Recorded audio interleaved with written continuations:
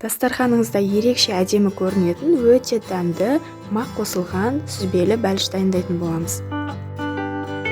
Бәлішке кеткен барлық қоспалардың граммдарын төмендегі описание бөлімінен көре аласыздар.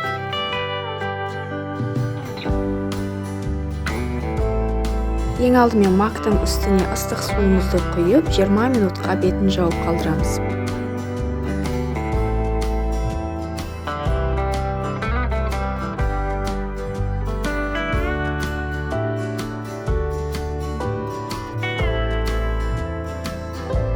Енді қамырын дайындайтын боламыз. Бір жұмыртқамызға шекерді салып және еріген сұйық майымызды құямыз. Барлығын жақсылап араластырып аламыз.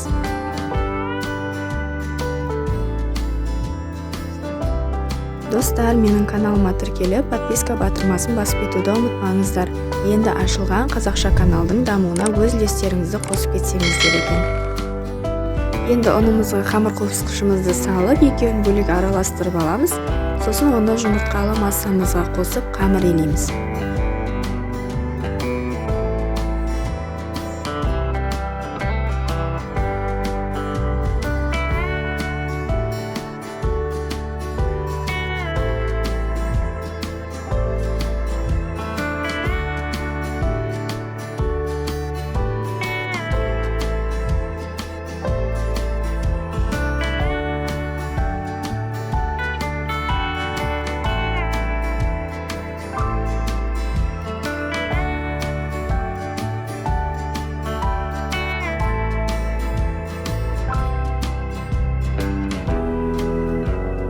Қамырымыздың екі жағынан пергамент қағазын төсеп, осылай үстінен оқтаумен басып жайып аламыз. Өте жұқа етіп, сосын формамызға салып шығамыз.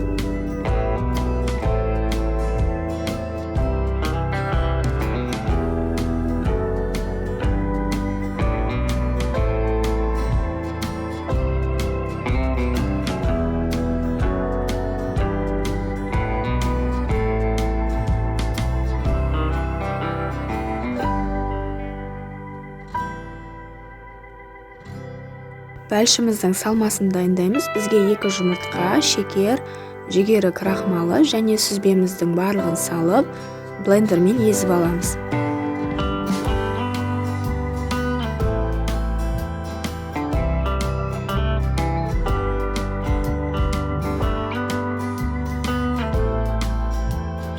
Барлығы езілгеннен кейін үстіне магымызды салып, жақсылап біркелкі болғанға дейін араластырып аламыз.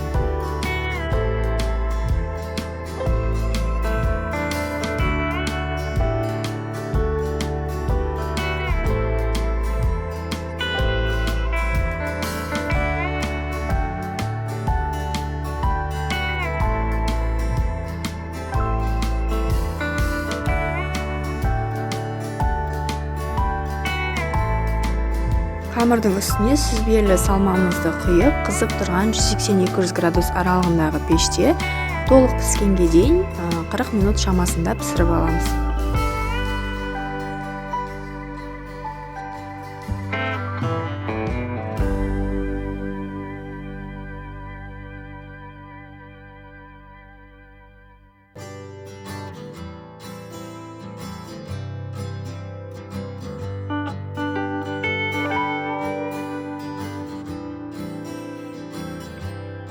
Біздің бәлішіміз пісіп шықты. Толық суығаннан кейін барып кесеміз. Дәмі өте керемет, ерекше болып шығады. Біздің үйдегілерге қатты ұнады. Егер де осы рецепт бойынша жасап көрсеңіздер, мені Instagram каналымда белгілеп кетуді ұмытпаңыздар. Сіздермен бірге болған Әсел. Видеоны соңына дейін қарағандарыңызға рахмет.